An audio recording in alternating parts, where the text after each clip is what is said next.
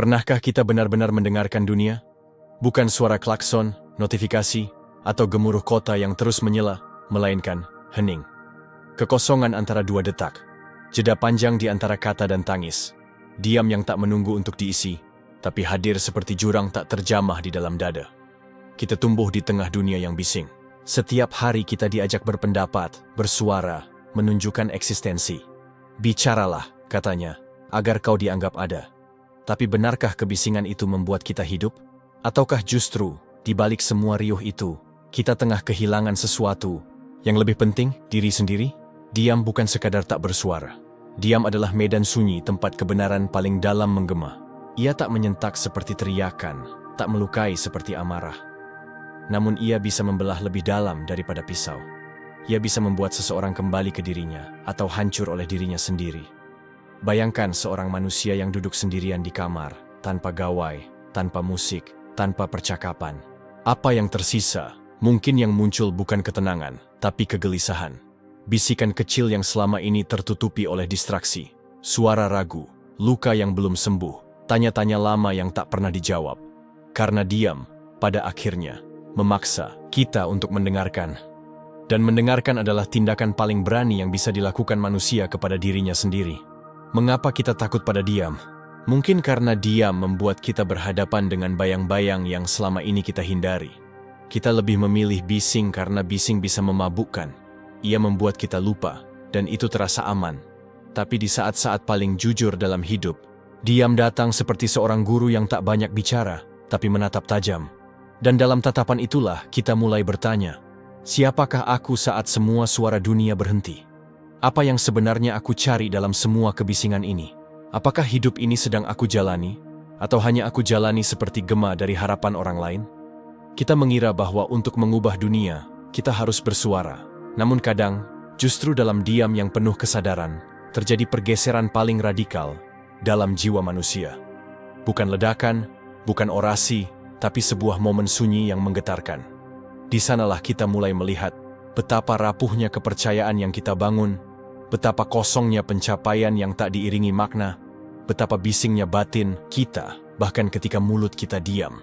Ini bukan akhir dari renungan, melainkan pintu awal menuju ruang-ruang yang lebih dalam. Karena diam, seperti senjata, tak hanya digunakan untuk bertahan, tapi juga untuk menguak, untuk merobek tirai-tirai palsu yang selama ini kita sangka nyata. Dan dalam sunyi itu, mungkin untuk pertama kalinya, kita benar-benar mendengar sesuatu. Bukan dari luar, tetapi dari dalam.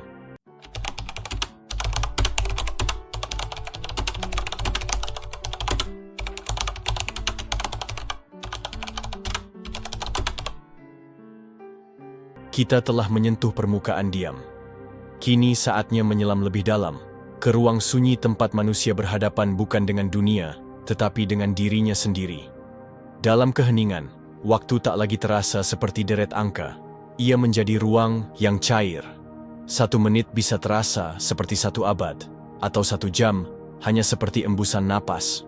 Di sanalah manusia mulai menyadari, hidup bukan tentang seberapa cepat kita berlari, tetapi tentang apakah kita sadar sedang melangkah. Diam bukan kehampaan. Ia adalah cermin bening tanpa celah. Dan dalam cermin itulah, kita melihat wajah asli kita. Bukan yang ditampilkan kepada dunia, bukan yang dibentuk oleh ekspektasi, melainkan yang lahir dari luka, harapan, dan segala kekosongan yang tak pernah kita beri nama. Ada saat-saat dalam hidup ketika dia menjadi satu-satunya teman sejati. Bukan karena kita memilihnya, tapi karena segalanya pergi. Orang-orang yang dulu dekat, ambisi yang dulu membakar, rencana yang dulu diyakini mutlak. Saat itulah diam berubah dari sekadar kondisi menjadi pengalaman. Dan dari pengalaman itu, lahirlah pemahaman. Kita mulai sadar bahwa hidup bukanlah perlombaan opini, bahwa tak semua hal butuh respon, tak semua pertanyaan butuh jawaban segera. Kita tak harus menanggapi semua hal, karena tidak semuanya pantas menyentuh kedalaman jiwa kita.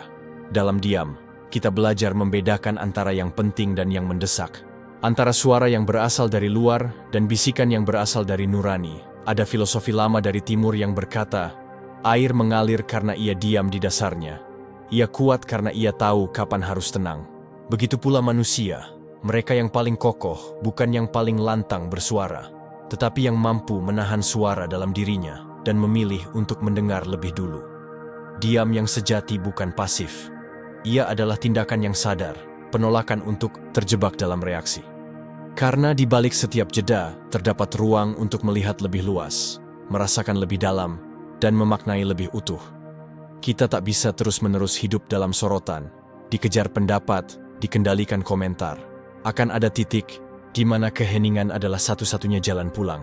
Pulang ke kesadaran bahwa kita tak didefinisikan oleh jumlah kata, tapi oleh keberanian untuk tetap diam ketika dunia memaksa kita berteriak. Disinilah diam menjadi tajam, bukan karena ia menyakiti, tetapi karena ia menelanjangi ilusi-ilusi yang kita bangun, menanggalkan peran yang kita mainkan, dan menunjukkan siapa kita ketika tidak ada yang menyaksikan. Dan barangkali, justru dalam titik sunyi itulah kita mulai mengerti bahwa hidup bukan tentang menguasai dunia, tetapi tentang mengenal satu ruang kecil dalam diri kita yang selama ini tak pernah kita sentuh. Bagian ini bukan penutup, melainkan gerbang menuju pemahaman yang lebih dalam lagi.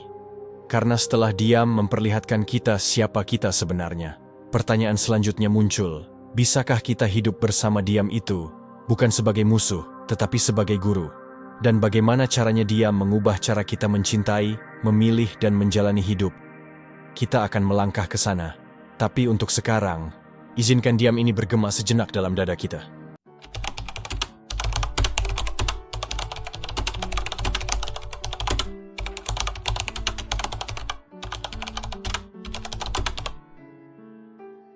Setelah kita mengenal diam sebagai cermin yang menelanjangi, kita tiba pada pertanyaan yang lebih dalam. Apa yang terjadi jika kita berani menatap terus ke dalam cermin itu? Kita akan melihat bahwa keheningan bukan hanya ruang pribadi, tetapi juga panggung bagi pertarungan moral yang paling sunyi. Karena di sanalah, di dalam diam yang panjang dan tak terganggu, hati manusia diuji bukan oleh apa yang dikatakan dunia, tetapi oleh apa yang tidak ia katakan pada dirinya sendiri. Diam menyingkap batas antara benar dan nyaman. Ia menghadapkan kita pada keputusan-keputusan yang tak terdengar oleh siapapun, namun mengubah arah hidup kita sepenuhnya. Diam adalah tempat di mana kita menimbang, bukan dengan logika, tapi dengan nurani yang tak bisa dibungkam. Ia bukan sekadar ruang kosong, tetapi ruang yang mengandung beban. Beban memilih, beban menahan diri, beban tahu kapan harus berkata, dan kapan justru tidak. Di dunia yang terbiasa memberi penghargaan pada kecepatan dan jawaban cepat, diam adalah tindakan radikal. Hiu adalah pilihan untuk tidak menjawab ketika semua orang berlomba bicara. Itu adalah soshin yang tidak terlihat, yang tidak menarik sorotan, tapi justru memiliki pengaruh yang paling dalam dan abadi. Bayangkan seorang hakim, seorang ibu, seorang pemimpin, seorang sahabat, semuanya pernah berada di persimpangan moral, dan justru dalam diam mereka membuat keputusan yang membentuk masa depan. Karena kadang, keadilan tidak lahir dari logika yang lantang, tetapi dari kesunyian hati yang mendengar sesuatu yang lebih tinggi. Keheningan sejati bukanlah ketakutan, tetapi keberanian untuk menunda reaksi. Dalam diam, kita belajar bahwa tidak semua hal perlu dibalas, tidak semua luka harus dibuka, dan tidak semua pertanyaan perlu dijawab saat itu juga. Ada kebijaksanaan dalam penundaan, dan dalam jeda itulah kita diberi waktu untuk melihat dari ketinggian, melampaui emosi sesaat, melampaui egomu yang ingin menang. Kita hidup di masa ketika suara adalah kekuasaan, tapi kekuasaan yang tidak diimbangi kesadaran justru menciptakan kerusakan. Diam mengajarkan kita bahwa kekuasaan sejati bukan dalam menguasai orang lain, tetapi dalam menguasai diri sendiri.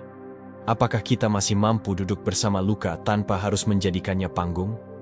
Apakah kita bisa menahan lidah ketika tahu kata-kata? Kita bisa melukai, meski kita punya hak untuk mengatakannya. Apakah kita masih bisa mencintai dengan tenang, tanpa harus menunjukkannya pada dunia? Itulah pertanyaan-pertanyaan yang hanya bisa dijawab oleh mereka yang pernah tinggal cukup lama dalam diam. Karena keheningan, dalam bentuk paling murninya, adalah rumah dari kebijaksanaan. Ia tidak memaksakan, tidak menggiring, tapi menyentuh dengan pelan dan perlahan, mengubah kita dari dalam. Di bagian pertama, kita melihat diam sebagai bayangan yang kita takuti. Di bagian kedua, kita mulai menyadari bahwa diam bisa jadi guru. Kini, kita mulai memahami bahwa diam juga adalah jalan pulang. Pulang pada nilai-nilai yang tak tergoyahkan oleh waktu, pada moralitas yang tidak bergantung pada pengawasan publik, pada kebenaran yang tak perlu disorakkan agar nyata. Namun perjalanan belum selesai, karena dalam bagian terakhir nanti, kita akan bertanya. Jika diam bisa menjadi senjata, cermin, dan jalan pulang, bisakah ia juga menjadi cahaya? Bisakah keheningan yang selama ini kita anggap gelap, justru membawa kita menemukan makna yang tak bisa dijelaskan dengan kata? Diam, yang tadinya hanya jeda, akan menjadi harmoni. Dan di sanalah akhir perjalanan ini menunggu. Tapi untuk sekarang, mari kita dengarkan lagi. Bukan suara di luar, tapi gema yang datang dari dalam.